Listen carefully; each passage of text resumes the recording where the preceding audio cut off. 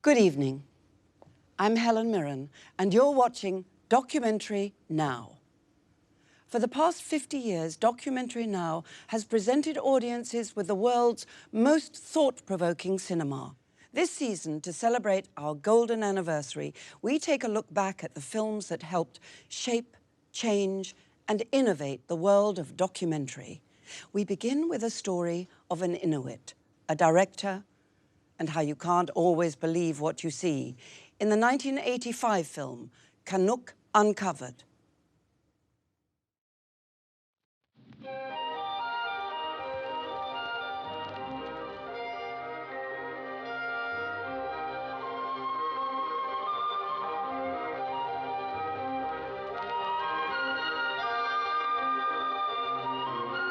In 1922, director William H. Sebastian introduced American audiences to an Eskimo named Canuck in the now classic film Canuck the Hunter.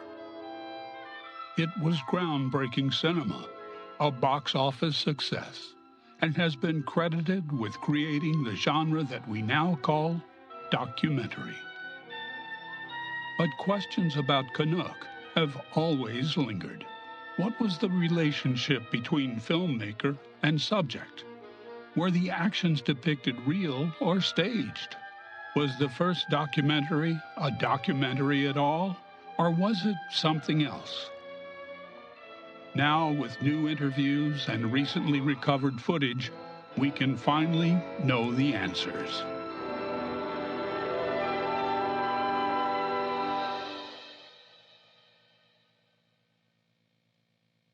You have to understand that in the early 1920s, everyone had Eskimo fever.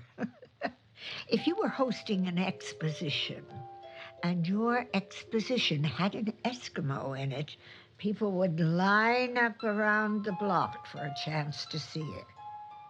I remember my William saying that seeing an Eskimo in London or New York would never be as exciting as seeing them in their natural settings.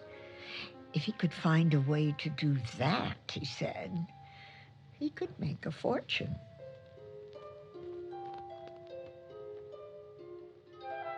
At the time, I had just finished shooting a film called Passing Train that was playing to much fanfare in Europe.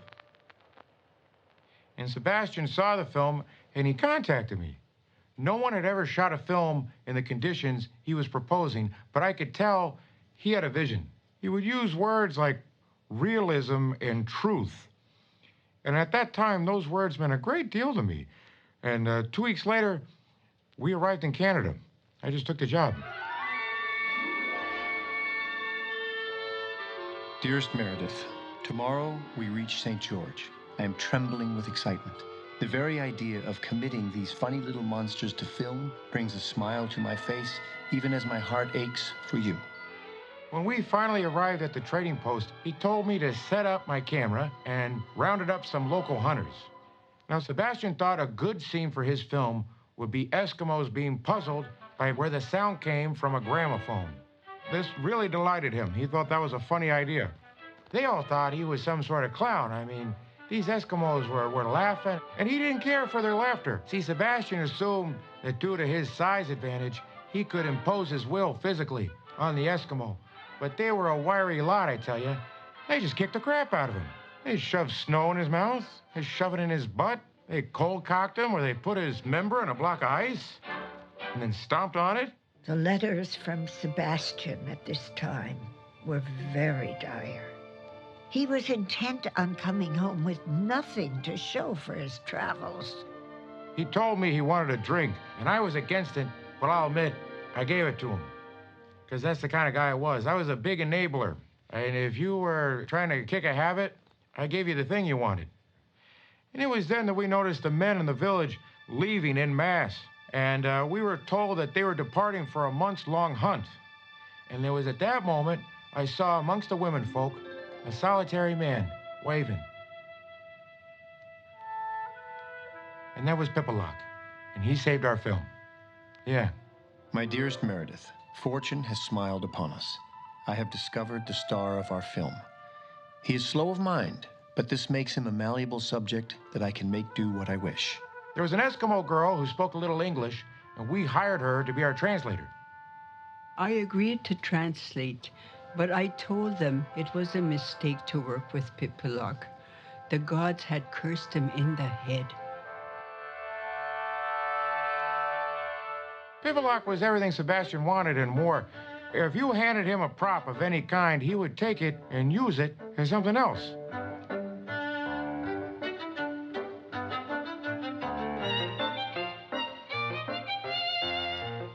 Sebastian always insisted he wanted the film to have comic moments. That was a phrase he used, comic moments.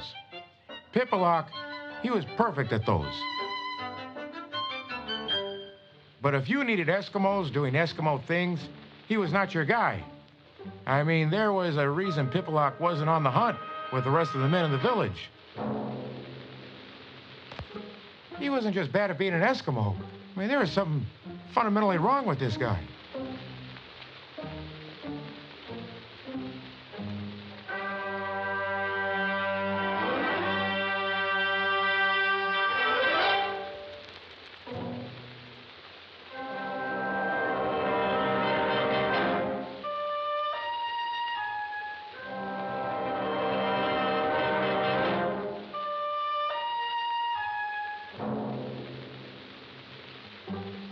I figured, well, the game is up. We tried, but this wasn't an Eskimo to make a movie about.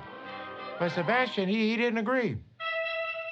He tied Pipilok's wrists to the handles, and he nailed the soles of his boots to the bottom of the sled. Yeah, I saw this. It's one of the most famous shots and one of the most famous films ever made, and all I ever remember are the sounds of his screams. Boy, he was howling across the tundra and back, screaming. Ah.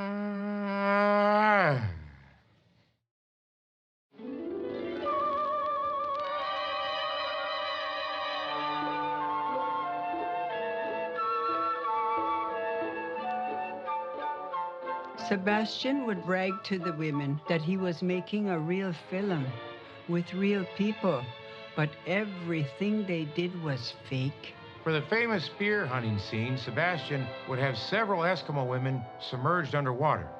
When Pipilok put his spear in, they had a stick of fish on the end of it. I was a little anxious and distressed by the direction I felt the film was going.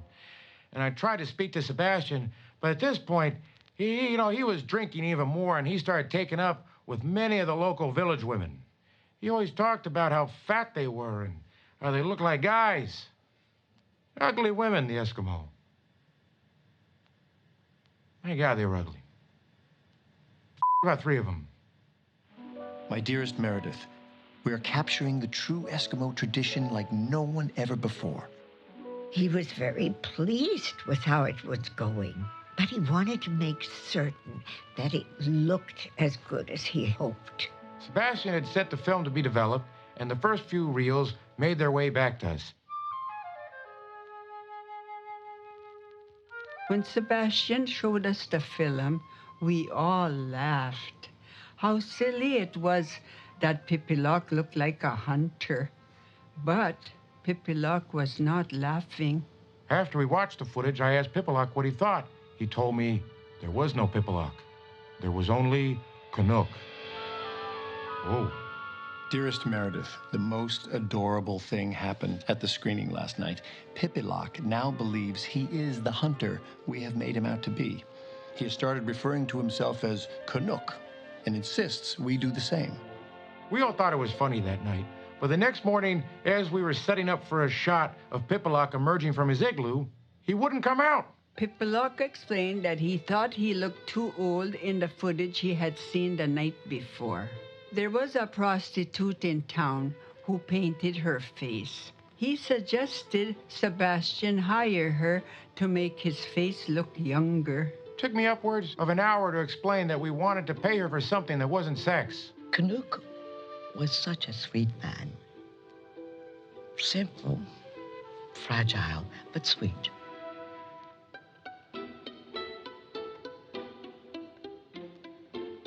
The shots we did get that day were completely unusable, for obvious reasons.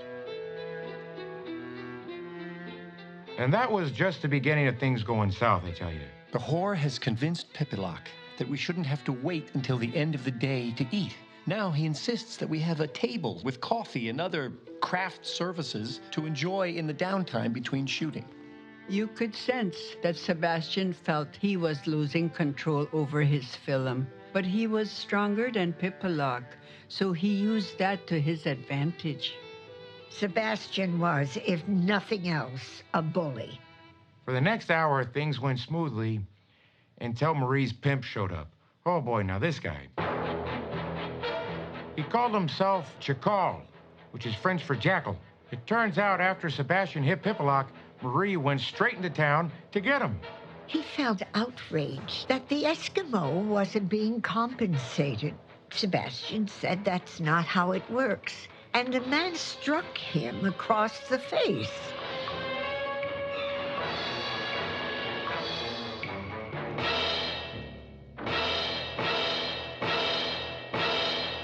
From that day on, Chakal became Pippilock's manager. Making matters worse, Chakal decided that Marie needed to be in the film. I remember overhearing Sebastian say to Chakal, "What would she play anyway?" Chakal said, "She can play the Queen of the Eskimos for all I care, but she's going to be in the picture."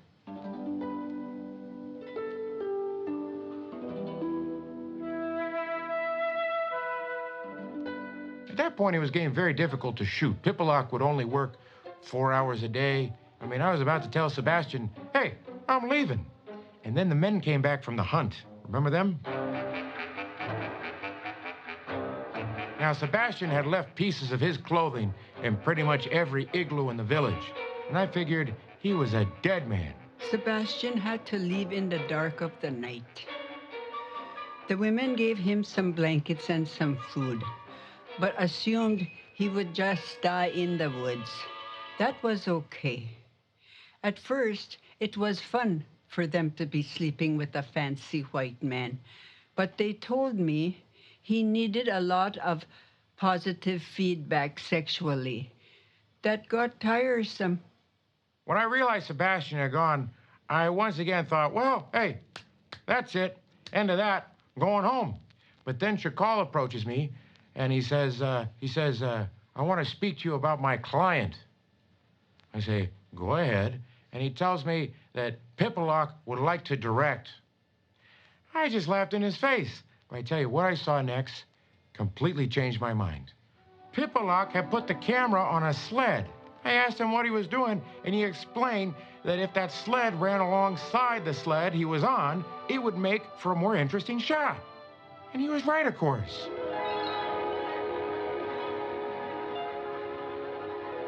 After we finished shooting, I slapped him on the back and I told him he had just changed the way films were going to be made. And the next thing he said to me was so jarring, I had to have Agalaki translated twice. We can grab each other's asses later.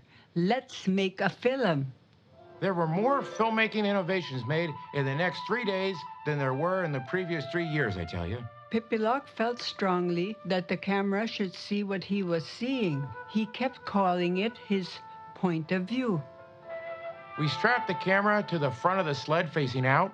We flipped it around so it was facing Pippilock. For the seal hunting scene, he wanted the camera having the point of view of the seal. I told him there was no way I was getting in the water with my camera. He laughed at me and he said, "We'll build a set." And we did. And it was amazing, of course. But no one knew that more than he did, I tell you.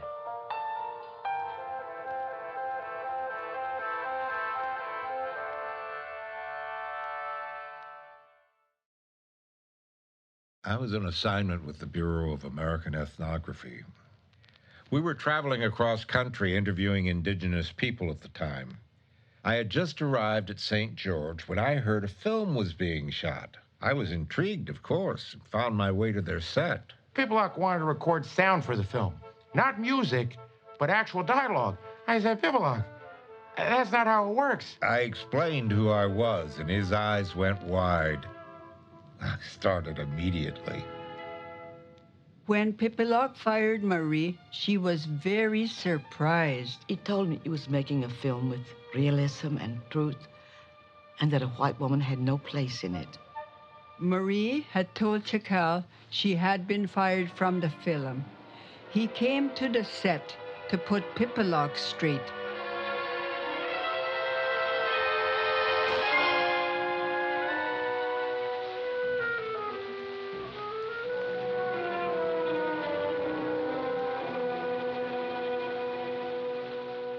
Being a director turned him into a tyrant. Pippilock hired Nuka to be his leading actress. He wanted a shot of her holding a baby in such a way that the sun would hit her just right. Piplock didn't like the way Nuka was doing it. He kept telling her that it was artless.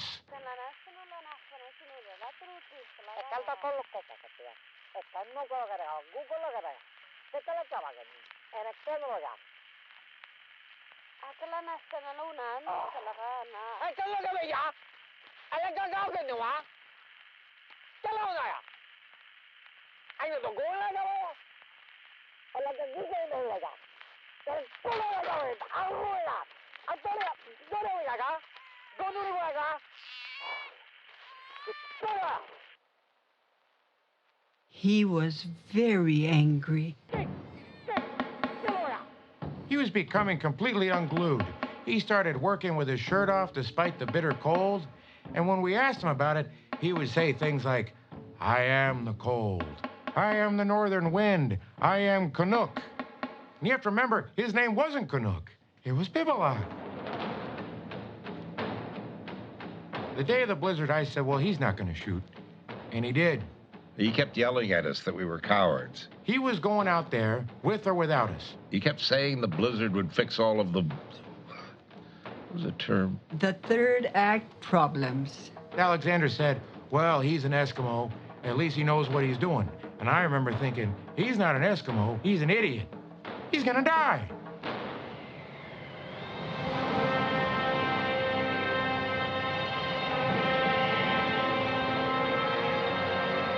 It was the worst storm in half a century.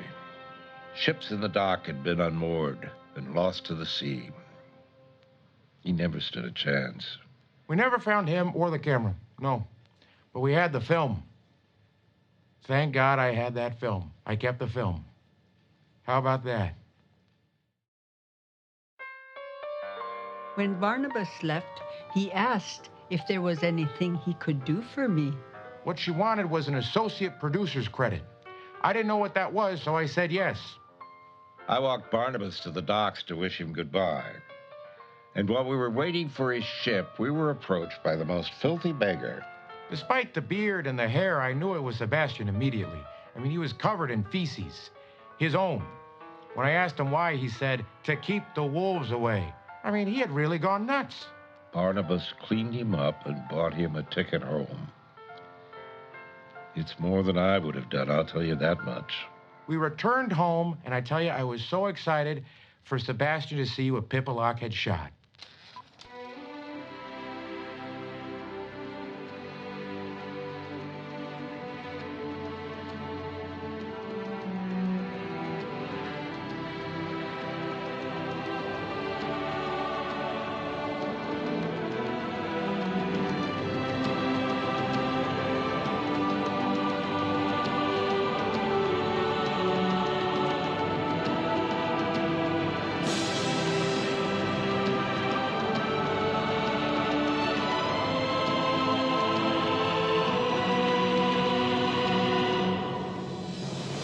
And he hated it. Said it was too unsettling. Told me to burn it all. To burn it! The only thing Sebastian kept of everything Pippilock did was the name Canuck. He liked the name Canuck. It was a hit. When the film ended the opening night, people leapt to their feet and demanded they start it again from the beginning. There's no accounting for taste, is there? Here was a film not a tenth as good as the one we could have showed them, and they ate it up. Audiences, they're useless. He didn't live long enough to enjoy his success. He died 2 weeks after the premiere with what the physicians said was all the gonorrhea. He was a silly man. Made a great film, though.